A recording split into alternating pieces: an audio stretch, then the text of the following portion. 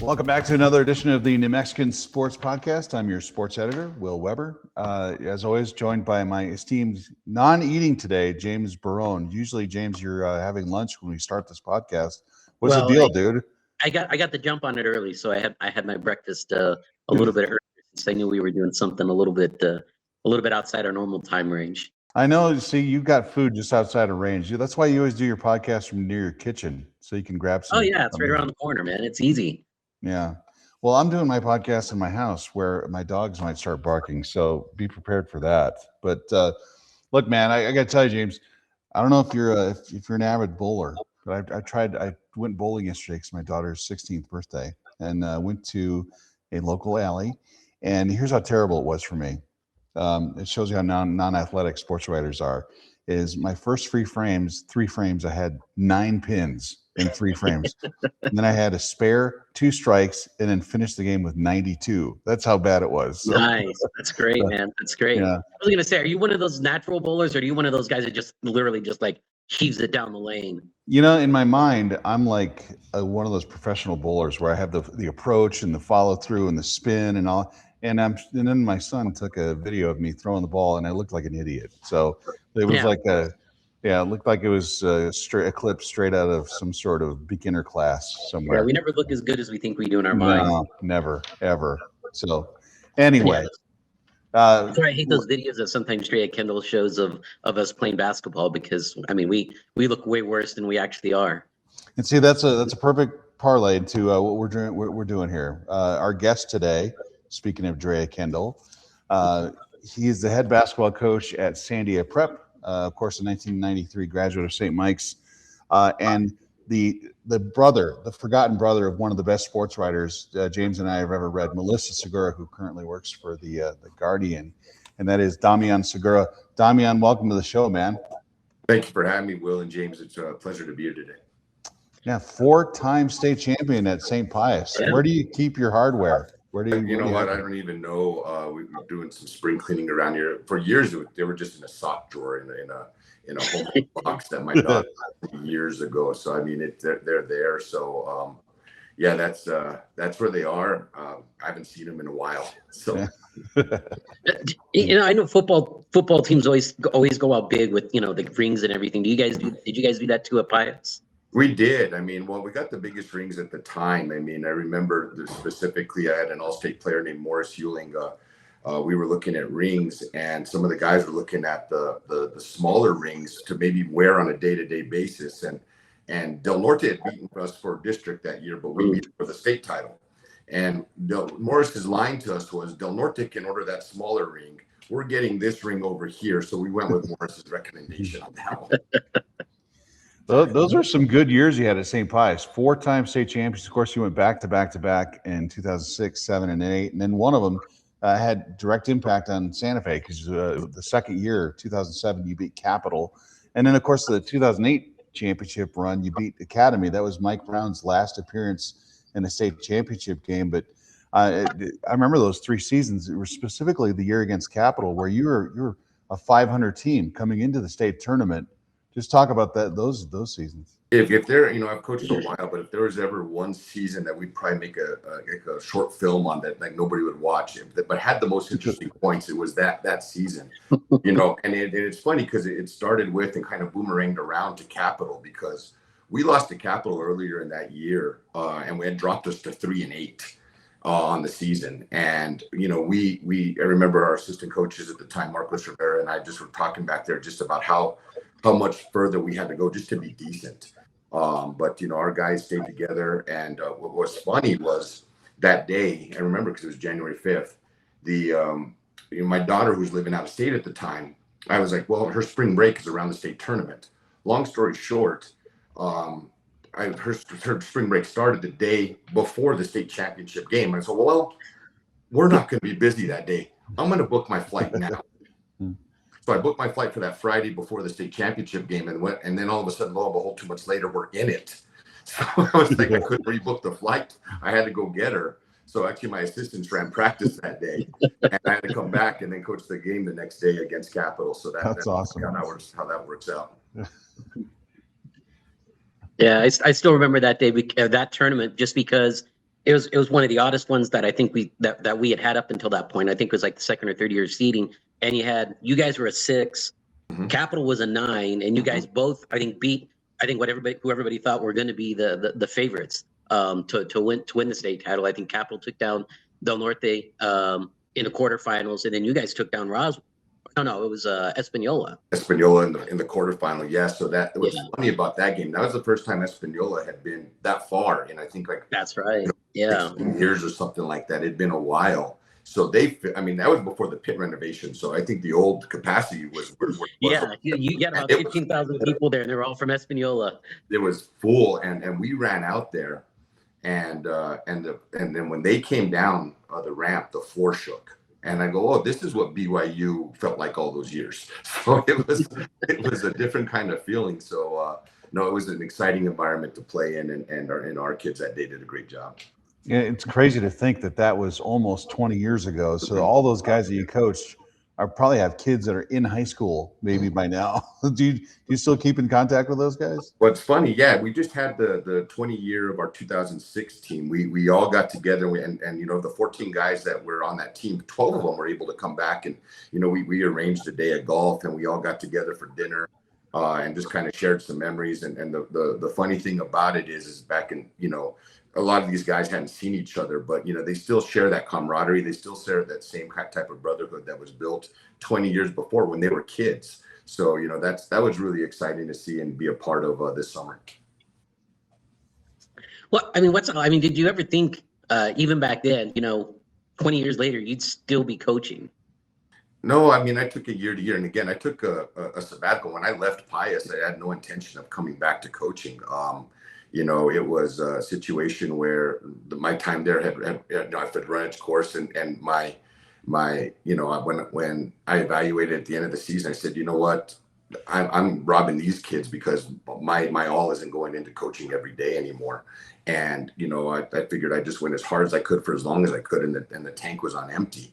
When I had the opportunity, Coach Marco Cervera was at Sandia Prep to come back. He asked me a couple times before. He said, "How retired are you?" And I said, "I'm still pretty retired." So when he came, it was going to be his last year. So he asked me to come back for it was probably going to be my last year. And I said, you know what, I'd love to coach with him one more year, because we spent 14 years together at Pius. And he did a great job for me. I said I could at least try to do my best for him for 1 year. So I came back as an assistant with no intention of being there beyond 1 year. But then all the blood started to run back where it used to. I started to get invigorated again, and I was like, I'm having a lot of fun. So when Coach Rivera left after that year, I approached Willie Owens. I said, if open this job, I'd sure like to be considered and go through the process. And lo and behold, going through that process, it came back, and I was able to stay on and been to go into my 4th year already here at Sandia Prep. Yeah, I know that sabbatical. You actually grew a ponytail. You're out there. It's almost like you've marched off into the woods like you were like a hippie, man. But yeah, it was one of those things during COVID was again this blank period in most people's lives. Like did that really happen almost? But it was one of those things where do you go to a barber or not? I just think I'm working at home every day. I just kind of just let it go, and after a while, I just said, let's see how long this would go, and that got there for a while, and then I wore it out for a while, and then cut it off. I got back to normal, but I never got to do that in high school. So I was like, yeah, I'll just do it now. Do you miss it? My ponytail, no. Not a bit. You got into broadcasting too. You kind of got the taste of it from this side too. And there were a couple of broadcasts where I'd just be sitting at home and listening to it. You're phenomenal that way, but did it change your perspective at all from being on the other side and just watching games like that? I'm a lot smarter up there. Let me tell you, when you sit up there, there's an old adage that the farther up you sit, you feel like John Wood, and the farther down you look like Elmer Fudd, and that's true. But it gives you a perspective of being able to look at the game from both angles. So usually when you're coaching, you're just consumed with your approach and your team. But from a standpoint of when Ed Nunez or Nick Nunez kicks it to me over, hey, what are you in each huddle? So you have to kind of evaluate which the situation is in each huddle and go to, hey, what would we do in this situation? So it changes your perspective. It's also more objective. The other thing too is, when I was out of coaching, it was kind of weird. The first couple of times the game would end and I didn't have a locker room to go to, so that was also kind of weird. So that's the best thing about our job is we don't have to deal with traffic, but then again, we don't have to deal with the aftermath afterwards. So it's good. Yeah, exactly. Oh, what's the locker room like, especially after a tough game, whether it's a win or a loss and everything? What's that journey into that locker room and just talking to the kids and kind of gauging what you need to say or what you want to say? So, usually we take a break outside as coaches to get, coalesce, at least with our program, around our message about what we want to get. Okay, what just happened and then what's next? So, that's what we want to do. If it's a tough loss, okay, what can we draw? What are the learning lessons? What are we going to work on? And then, then how do we tie that into whatever's next in terms of the next game? If it's a big win, you're trying to keep perspective. And, we always say, hey, we have the midnight rule. Hey, we're going to enjoy this tonight, but after midnight, we got to focus in on what's next. It's easy to say to a bunch of teenagers, but, it's another thing to put that into practice. But at least that's the message that we try to coalesce and be consistent with that message coming across the board. Who's look, you've been around the game a long time, your entire life, but is there any one person or a couple of people that either in the game or outside the game that just had the most influence on you as a coach, as a person? As a coach, I can tell you this, that I probably wouldn't have made it outside of 1 or 2 years without that fate intervening. And Frank Dooley, who was he actually just recently went into the National High School Coaches Hall of Fame. He was the coach for years and years at Deming High School and then at Alamogordo at Deming. He won 4 state championships in the 70s. And he just happened to be a teacher at St. Pius my very first year. And he wanted to be involved. He just wanted to be involved in basketball in some respects. So I'm going out there, at whatever it was, 27, 28 years old, as a hothead, just running out there trying to change the world. And just kind of not having a lot of guardrails on me. And he'd pull me back in and said, hey, look, if you're going to continue this way, 1, I can't go with you.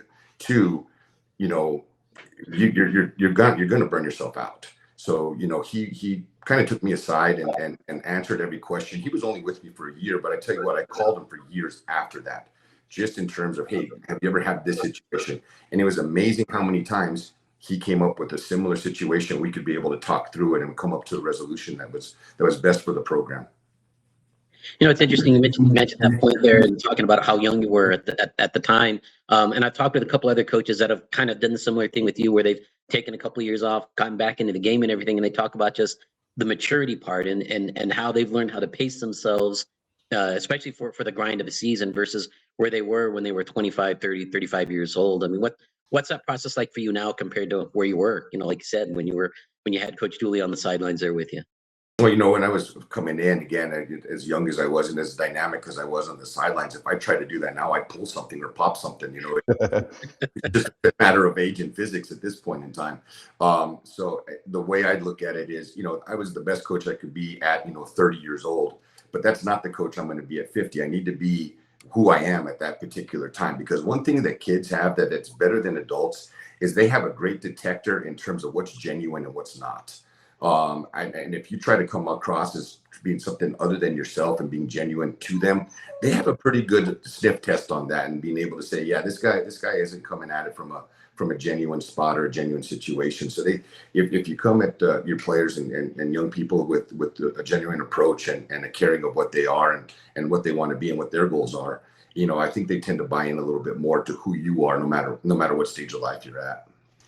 It's funny. I'll talk to people, and by and large, I think Adrian Ortega was always the person everyone was terrified of because he always had that RBF. He always looked angry even when he was happy, and he had that magical run at Atrisco. But if I could compare him to anyone off the court, it was you, because you always looked angry. I mean, you just this unapproachable thing, and people were actually afraid of Damian Segura when he was younger. And I was like, hey, he's actually a really good guy, just super approachable, but you always looked angry. Like you're in the middle of some sort of getting examined by the IRS. Where did that come from?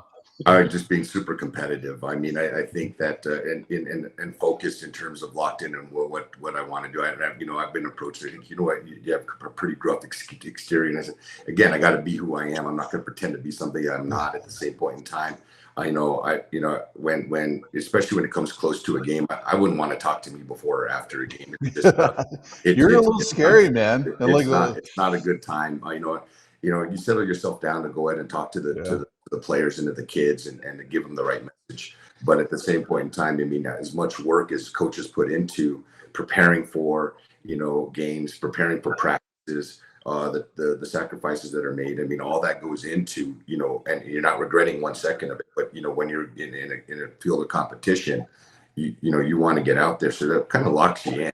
So, that's probably where that comes from, and just being ultra competitive. I mean, and we're in a field of ultra competitive, kind of hyper, type A personalities that in basketball, football, boys, girls, whatever it is, that's just the nature and personality of most coaches. Some of them are able to be more gregarious and more approachable. Maybe I'm on the other end of the spectrum. Well, hopefully it keeps the parents at bay too afterwards. Because if you look angry, then the parents will be less inclined to bug you.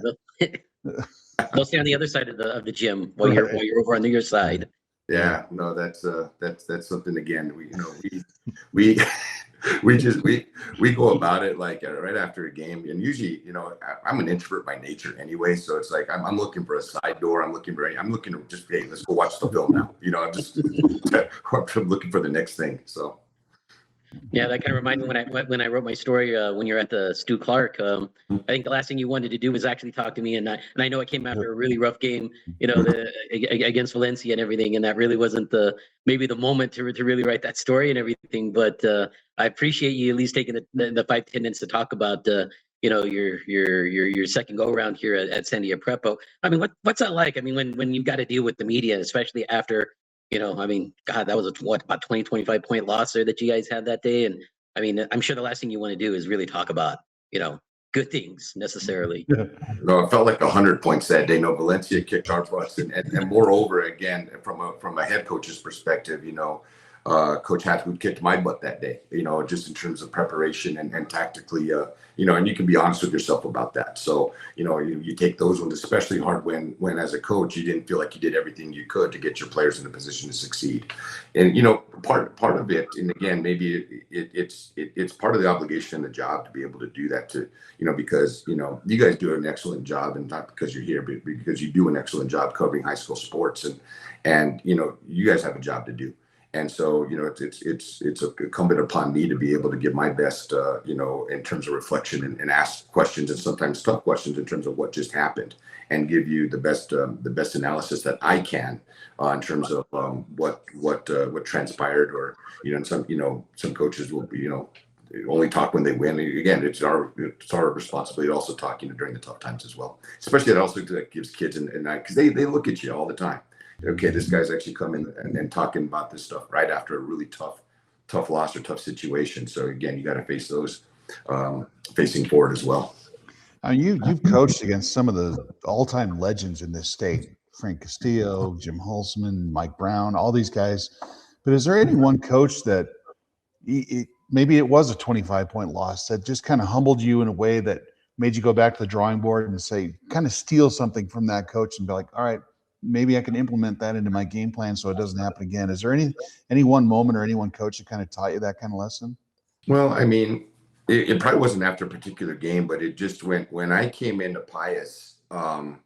Academy is our main rivals, and they were headed by Mike Brown, and Mike Brown had been there since the mid '80s. 6 straight state championships. Legend upon legend. Of high school basketball. You don't go down too many names before you get to him. Coach Brown was not only kind to me, he was embracing and also just kind of one of those things, but we were also rivals at the same time. So he was always kind of the gold standard. Even when I got into coaching, they were, my first year was 2004. They had just come off a couple years before the 2001 championship game that he had been in. When I was in high school, they had that trophy lockdown, so nobody else was other than them. So, when you look across the sideline, the first couple times I was almost like in awe of being down the sidelines from Coach Brown. But then, at the same point in time, my competitive nature kicks in. It's like, okay, now I want to kick your butt, So we wanted to build our program to not only compete but beat and be successful against Coach Brown and Academy. So that's one of the things that at the time they're in our district. So to have a good opportunity at the state tournament, we wanted to get through our district. So that's one of the people that jumps out right away. So, and again, he's had two sons that I competed against in high school that are also just legends in the state of their own right as well. Well, what's that like, man? I mean, now you're going up against, you're coaching up against guys that you played against for the most part. I mean, that's got to be kind of a fun experience still to kind of have that extension. Not only played against, I'm getting to the age where I coached against them too. So it's like, and you remember some of these guys as players. I mean, again, Coach Trujillo over at Santa Fe, I remember him as a player. It's like to that age, it's like, okay, now we're going against guys like that. So I mean, it's again, Coach Ortega at Atrisco, you brought him up. He was at Robertson when and I was he's a couple years older than me, and we didn't get to play each other. But I remember him at Robertson. I remember what kind of player he was, tough he was, and you go against these guys that is extension of yourself. I remember Darren Casados again. We didn't coach against Darren, but we were coaching colleagues. He was a girls coach at Capital. When I'm there, and just like it's great to continue those relationships. And when you're competing against each other, but now you can share information and knowledge and kind of go through the plight of being a coach and just kind of share that experience with those guys that you competed against when you were younger. A lot of noise has been made recently about the NMAA potentially going to the one-time transfer policy, which would just create this crazy circus sideshow of people jumping back and forth. What are your thoughts on that? I can speak to it from where I sit. So where I sit at Sandia Prep as a private school coach, it will make transferring into Sandia Prep a little bit easier, because right now, if somebody were to come in, they would have to sit out the 180 days. Whereas if we lost a transfer in claiming hardship, let's just say for reasons that the family couldn't come up with the tuition anymore, they could play right away at the public school they transferred into. So from where I'm sitting, that might make it a little easier. But at the same point in time, I don't anticipate getting, the Sandia Prep in particular getting transfers from other schools, because again, you have to go through the testing and pay the tuition. So who's going to want to do that? I can sit from where I'm sitting. If I'm a football coach, again, that's probably something completely different, because again, I have 22 spots I can fill on both ends of the ball. So there's probably more opportunity to transfer there. It's going to be really interesting. I think it's probably more of a big school problem than it would be maybe, a school like mine. I run a team camp with a couple of the bigger schools, 5A schools, and they're talking about it incessantly. And I can tell you this in the circles that I'm in the smaller schools, 3A schools, it's not as big an issue right now, but we'll see. I don't anticipate losing any players to big schools, because again, once you go to a school like Sandia Prep, you made an investment in that type of school and that type of environment. You're probably not going to transfer just to play a sport. There's got to be other factors involved. So I don't anticipate our roster fluctuating a whole bunch. That's going to seem kind of maybe a little bit presumptuous and everything, but I got a feeling that this weekend, these team camps, it might look a little bit different than what people saw last weekend, because everybody, kind of started playing last week before they had the rule and everything. And I got to imagine you'll probably start seeing some changes as far as, kids going from one school to the next, probably, within 24 to 48 hours after this whole thing gets approved. And that's going to be crazy too, because it not only affects the player that's transferring into the school, but again, if I'm at a school, La Cueva is right down the street from where I am, and let me tell you that if I've been at La Cueva 2-3 years, I've been a part of that program, and all of a sudden somebody else transfers in. I mean, how am I as a guy? So it's going to affect me as well. But transfers have been around forever. I mean, I remember we at St. Mike's, we had a couple of transfers come in, in high school during my time, and we had a kid named Aubrey Espinosa who came in and helped us my senior year. They've been around forever. And he had to go through, I think, what a lot of these people go through. They went through a case, and the NMAA ruled that he was ineligible until he wasn't, and he was eligible, and he was able to help us and play his senior year because that's where he wanted to be. I think transfers. It's always, again, I can cite the biggest one that I had was a kid named Ramon Andrade. You guys might have remembered. Yeah. Yeah, we do. Probably as talented a player as I've ever coached. He was going to be in the he was a part of my first team that I coached, and my second year he was the best guard in the state. My team wasn't ready to compete at the state level yet, so he was good friends with Casey Cunningham, and he went down to play for Cibola, and he had a fantastic senior year. He ended up going and playing for Highlands University, had a good career there, and went on to play pro ball, I believe, in Mexico, I believe, and he went on, and that was best for him. It was also best for us because we got to set and build around a set of players where we wouldn't have been able to do that with him there. We would have probably still, centered our team around him and for us to be able to compete, but allowed us to kind of step back and compete. So even if you're losing a kid, it depends on the situation you're in. What are you going to do then? So, if you lose somebody, and we were able to compete, and that year that he left, that was the first year Pius had been in the pit in 20 years, and the next year we won state. So it actually ended up being good for both sides. So, transfers, although crazy, can be beneficial to both the players and the program that they both go to and leave. Yeah, we've seen in college that really there's not a lot of rules when it comes to the transfer stuff. That coaches can recruit players off of a campus even when they're an active member of another team's roster. Do you think it gets to that point with high schools? Maybe these coaches kind of get a bug in some players' ear and say, hey, why don't you know what, Chase Kendall, why don't you leave Sandia Prep and come play for us over at West Mesa or something like that? Do you think that it eventually gets to that point? It can, and it probably does. It does now. I mean, again, it can get to that point. It'd be easier to get to that point, but again, just where I am, and even if where I was 20 years ago, I don't think I would have done it then either. I just it's not something I want to do. Is go around chasing 14-year-olds saying, "Hey, come play." Yeah, it's just not conducive to the message that I want to coach and be a part of in that atmosphere. It's a situation where the kids that come in, you're blessed to coach the kids. If they make a decision to go somewhere else that's better for them, then I'm supportive of them. That's the situation there. But at the same point in time, I'm gonna coach with what I got, and whatever ingredients we have to make the stew, that's what we're gonna make the stew with. Mm-hmm.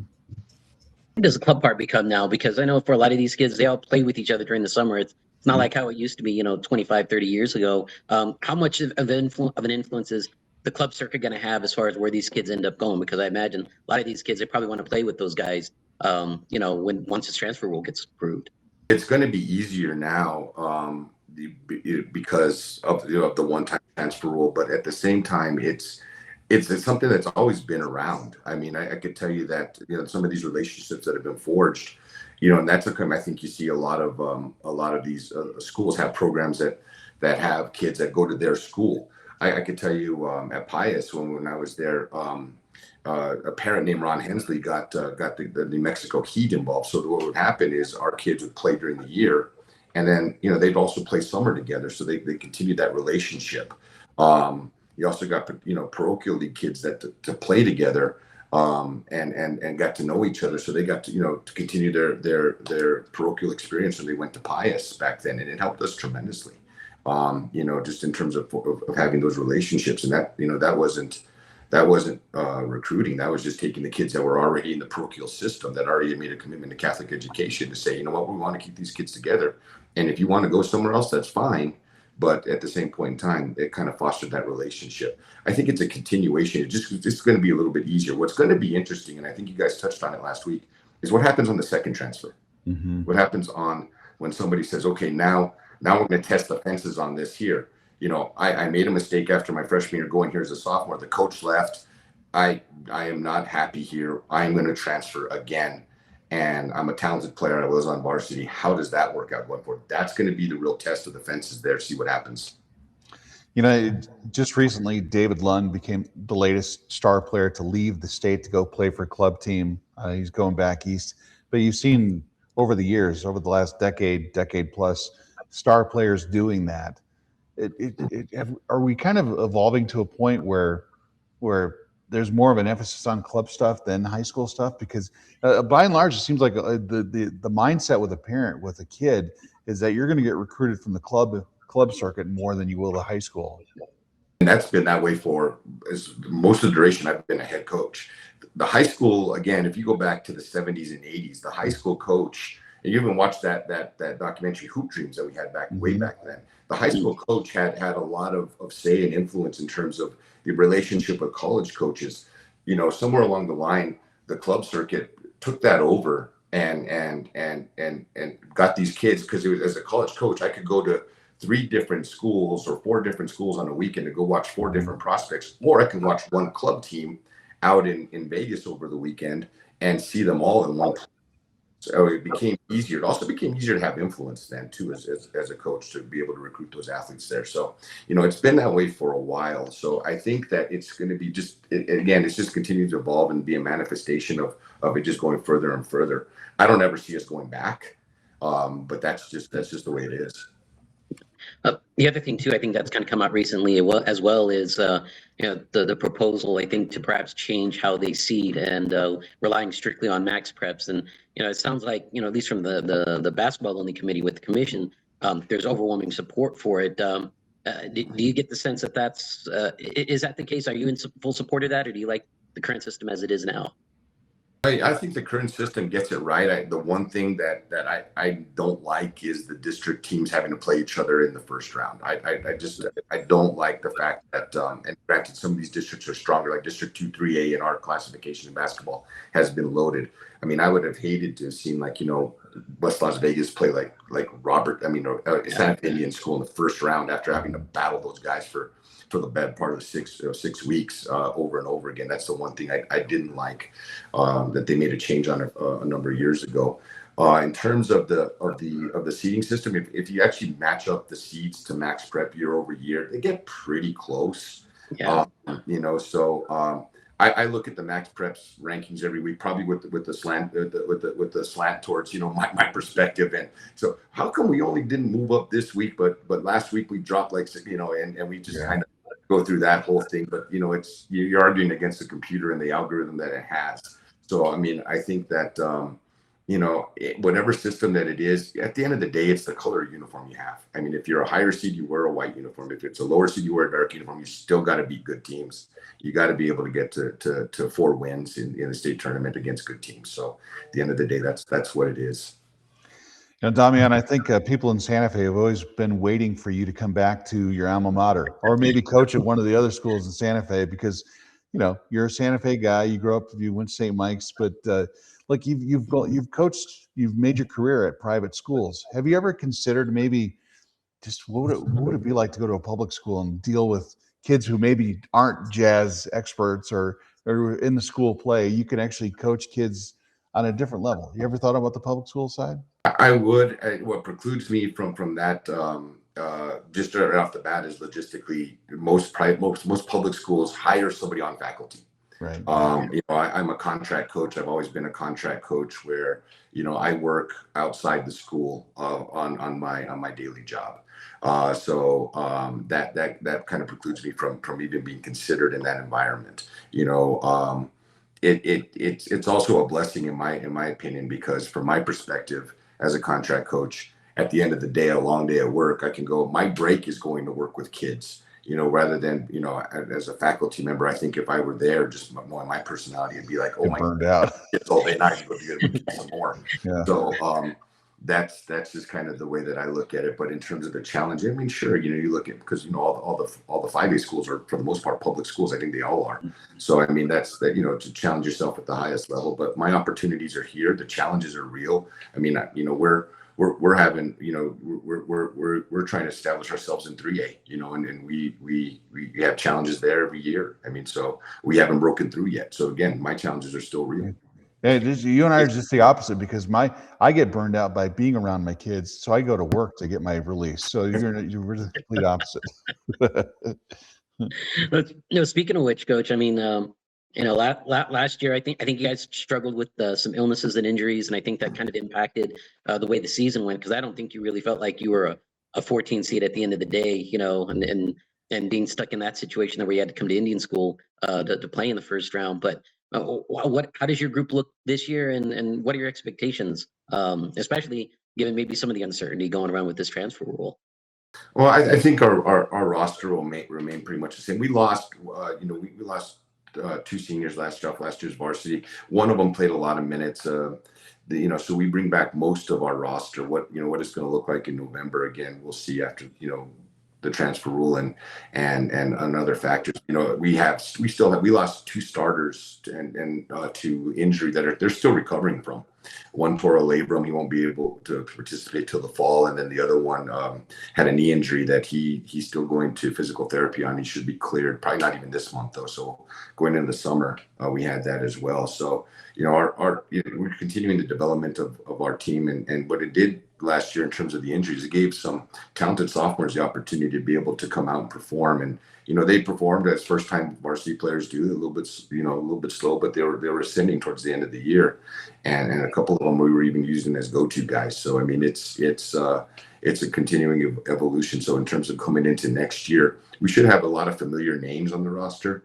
We hope to be able to compete at because 3A is loaded next year. I mean, it really is.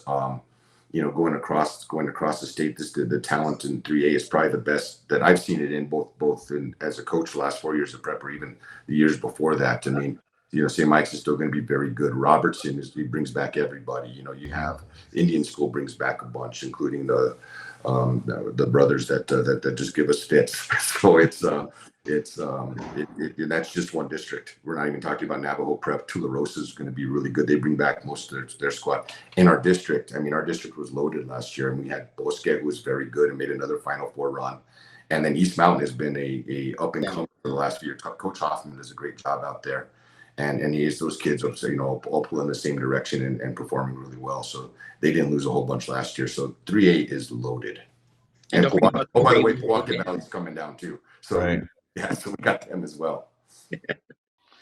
Coach, I got one final question for you. Sure. You're then I'll let James give James the last word here. But my question is about your upbringing in Santa Fe. Look, the Segura family produced a couple of really talented kids. Yourself, Melissa Segura, who used to work for Sports Illustrated, works at The Guardian, and you just told us she's writing a book. But what did your parents feed you growing up, man? What was that like? Because you guys are all overachievers at this point. No, I mean our parents are great. I mean, both my mom and my dad, they were married very young. I mean, they were 19 and 20 when they had me. So they're starting off young in Santa Fe, and watching them struggle as young people, and then kind of build a life and sacrifice and send us to St. Mike's, instill with us the values that we carry today.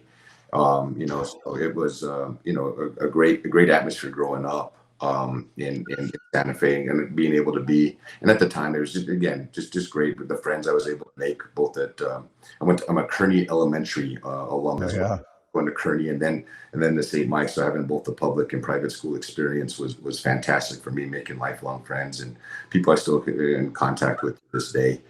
So, I mean, it's important to know that not only, my family, but also my atmosphere that they put me in, help raise me.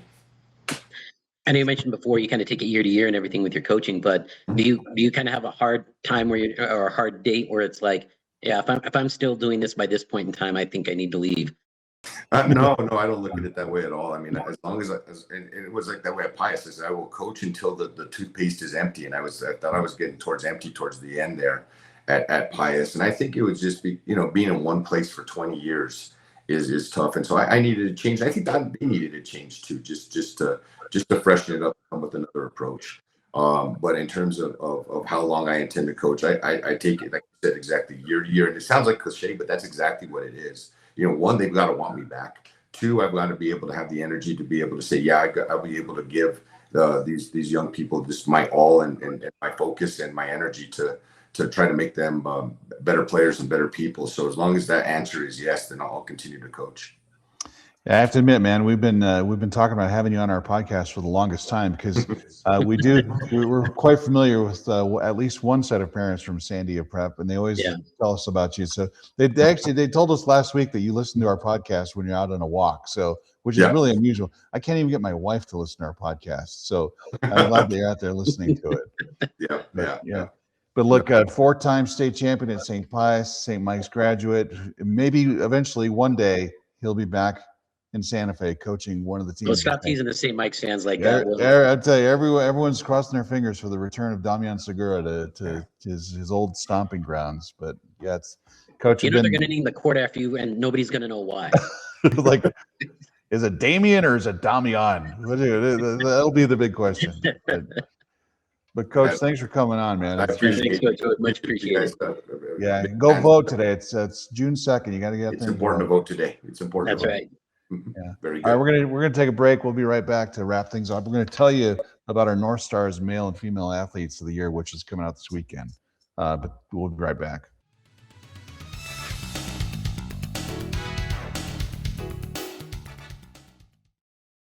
I'm David. I work for Chevron, and this is my New Mexico. Chevron's been here for 100 years. My family could go back even further. All of my brothers work in energy. I grew up in Farmington, New Mexico. There is a lot to love about New Mexico. We are raising our kids here. We're here for the long term. I'm paving the way for my daughters so that they feel the same pride in New Mexico. Here we go.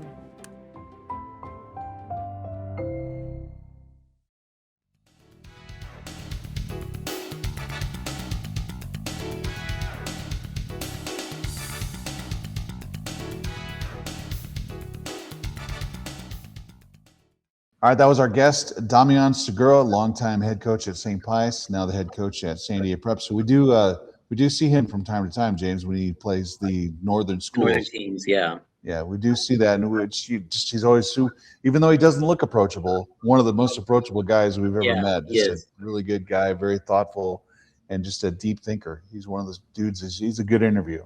Yeah, he's one of those guys where it's like there's what he looks like and what he is do not match up. Right. Yeah, that's why I brought up Adrian Ortega from Trisco. I see Adrian from time to time, and he always looks angry, like he just got his cat stolen or something. But it's two of the nicest guys. Just very competitive. Yeah, and really that's I know what you called it, but really it's just Vegas face, man. RBF. They all kind of look like that from Vegas. Yeah, people look up RBF in the slang dictionary, but yeah, that's kind of what that looks like, or ABF, active.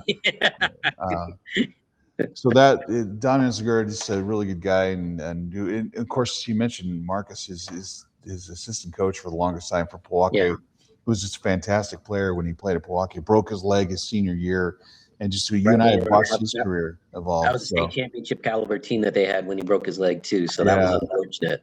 Yeah. So look, here we are on election day. So get out and vote. I think this podcast will come out later today. So have you voted, Will? I'm about to go do that. Yes. Oh, good. Same here. We can segue into our next one. The key situation that I had. Remember, like I've mentioned on this podcast before, if you have to get a locksmith, try as best as you can to vet the process, because I lost the sets of keys to all three of my cars 2 months ago. And that process, that journey, that nightmare is finally ending today. I'm going to go pick up my car from the dealership. We're talking hundreds of dollars, even the 4 digits, to try to get 3 sets of keys replaced. So be careful with your locksmith. I fear that I'm going to get 2 horror stories from today. One about your lock, and the other about voting and the long lines or whatever. Yeah. The locksmith thing. All I could say is that if you were so inclined to do a deep dive into this, I found this guy by doing an internet search, and I found him on Yelp. And he did mention to me that he gets some of his business through positive reviews on Yelp. So I eviscerated him with a very long, drawn out, instead of a frowny face, I basically wrote a story, and it was trying to steer people away from. But the thing is, be careful who you hire, because you just never know. And by the way, we need to cut this clip out and send it to Yelp, just to show how much satisfaction you had in their services. Yeah, we should actually get a screenshot of my review of this guy. Oh God, that would be brutal. Yeah, you could make a YouTube video out of it. Have Morgan Freeman narrate it, would be awesome. So NBA Finals start on Wednesday. Of course, there's kind of a tie into New Mexico with that, even though it's the Knicks against the Spurs. Of course, the head coach of the New York Knicks is Mike Brown, the other Mike Brown. We mentioned Mike Brown from the Albuquerque Academy. Mike Brown, whose son Elijah played for the Lobos for 2 seasons after he transferred in from Butler, and then he left here to go to Oregon, finish his career. But when Elijah was the Lobos' basically top player for 2 years, Mike Brown was omnipresent. He was always around the team. He's always at practice. Just one of the most visible people within the Lobo basketball program. And of course, like we mentioned during the break with our producer Matt Dahlside, I had that story written that Mike Brown was going to become the Lobos basketball coach twice, and it was ready to go. I was ready to push send, and it never actually happened. So, yeah, that thing's probably still in our system, isn't it? Yeah, just waiting for the next time. Sitting in my laptop. All I have to do is update the dates. That's all I have to do. Yeah. So the ball's in your court, Mike. Okay, if this ever gets to you. Yeah, it's either the Mike Brown or the James Borrego story that's always been floated out there. The two NBA coaches with ties to Albuquerque. So, yeah, there you go. If you're neutral going into the NBA Finals, looking for some sort of local connection to pull for, there you go. You got. Of course, you have to offset that by the fact that you're rooting for New York. So. Spoken like a true Boston Celtics fan. See, I was a diehard Washington Bullets fan growing up, and when they changed the name for no apparent reason back in the '90s, it just stripped my identity for. It's weird. All my favorite teams. I'm noticing a theme here, man. I mean, the Angels changed their team. Well, they don't even change their team name. They just changed the city, and then you've got a football team that changed their logo. Yeah, basketball team. It's funny. I'm waiting for the Lobos to become just the insert team name. The baseball team that I root for, their mailbox has been in the same exact space, but they've had different names, different city notifications, state notifications the entire time. But I don't even know what they're called anymore. The Los Angeles Angels of California, something Orange County. Yeah. I always loved that time when they tried to cram it all in there in the one big name, and I was like, yeah, no, dude, you're just either the Anaheim or the California Angels. Just stick with one. Don't bother with LA. But so my NBA fandom, I've been an NBA free agent fan for 30 years, ever since they changed that, which just still really bugs me. As a kid, I was just a Bullets fan. I liked their uniforms, and the owner just changed it. There was no, FedEx wasn't planning to pull out its sponsorship of the team. He just did it out of the blue. But the football team is the one that really bothers me. That just to this day. It still does. Are you sure you want to go down this route, man? Yeah. We could be talking about former sports editor Will Weber right. next week. Yeah. The football team is the one that still gets to me. So there's positives in the sense that they're at least transitioning back to the uniform look, which it's funny because it would be like if the Celtics changed colors to lime green and orange, and you look, they're still the same team, but you kind of root for the laundry a little bit. Yeah, you kind of do. And it's why I have such a big problem that they wear their greens more at home than they do the whites. Yeah. That's the traditional look, man. You wore your whites at home. And when I see them in the greens or the blacks, I'm just like, yeah, no, this isn't right. This isn't the Celtics. But I also got to remember I'm an old man now, so it's just me shaking my fist at a cloud. So you go outside and start yelling at people who are walking too fast on your sidewalk. Slow it down there, Mario Andretti. We already have issues with dogs pooping on our lawn, so I guess I'm already there. But you're going to become that guy. Yeah, I am that guy already. Yeah, welcome to your 50s where everything changes. Where you start looking. Everything sucks, right? Yeah. When you walk into a restaurant or when you buy an adult beverage and they no longer ask for your ID, it's like, okay, clearly you're old enough for this. So. I just offer it anyway, even if they don't ask for it. I just like, here, don't ask questions. Just, are you sure? Are you sure you don't want to look? Are you sure? So look, big week for us. Last weekend, we announced the spring sports all-stars for us, the North Stars, which was I think there are probably a few surprises in that. I did get a couple of emails about our pick for baseball player of the year, including from our boss. Our boss didn't like that. But this weekend is the reveal of our overall male and female athletes of the year. And I don't think it's a big secret who they're going to be. Although you're doing the profile on the female athlete of the year. So go ahead and tell people who that's going to be, because it's a first time for us. Yeah. For the first time ever, we're going to pick an athlete from Santa Fe Indian School, and we're going to go with Cadence Riley, who ran cross country. I believe she finished 4th or 5th. I knew it last week. I forgot about it this week, but she finished top 5 at the very least in state cross country. She obviously was the engine that led the basketball team to a state title. And then she was also a key member of their track team. She ended up winning the ended up winning the long jump or the high jump, and I believe the 800 as well. So really had a great season and definitely deserved it. And just an amazing kid, and I'm really looking forward to talking with her and writing about her for this weekend. Yeah, I know she's going to Western Colorado. Is that true? Western Colorado to compete in track. So we'll get a chance to see how she does there. I believe it's a Division II school. So it's a really good place for her, and hopefully we get to write a little bit more about her as she moves on. It's funny because after we've been doing this for a long time, the overall female and male athlete of the year, now one kid from the Indian school to do it. And there's been a lot of really good, really talented athletes to come through. It's just that it happens to coincide when someone else also has a standout year. But she definitely had one of those seasons where all inclusive, everything she did just seemed to work for her. Yeah. And we had to change it up because it gets tiring, writing about the same kids from Robertson and West. It seems like we're always picking somebody from Vegas. So this is a nice change of pace. Yeah. And then the male athlete of the year, to no one's surprise, is Kamal Stith from St. Mike's Senior. Of course, 3-sport star. Track, just an outstanding track athlete, just a natural athletic kid. Basketball was her point guard.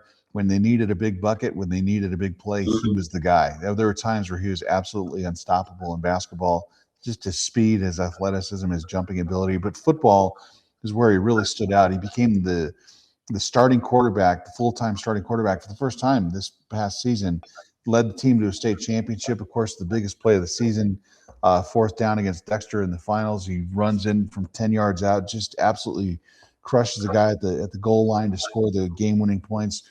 Really just a fantastic season. And of course, he's got family support and people just love him. He's a popular guy, easy to talk to. So yeah, Kamal Stith is our male athlete of the year, kind of a runaway pick for us at this point. Oh yeah, absolutely. If you followed our North Stars throughout each season, you would have noticed a similar theme, which is his name always showed up and as the athlete of the year for his particular sport. So I think that made the decision pretty easy for us when you're the athlete of the year in all 3 of your sports. So we'll have those profiles this weekend. It's an opportunity for us to really take a deep dive into 2 of the outstanding athletes that we've had all season. So look for that this Sunday. And of course, you can also go into the New Mexicans website, go into the newsletter section, subscribe to our newsletter, Inside the Huddle. And on our weekly podcast, we're going to be doing this throughout the summer. Although, James, I know, and I did mention this to Matt during our before we started, you and I have mountains of free time vacation, paid vacation. Yeah, I believe they're in the middle triple digits for us both.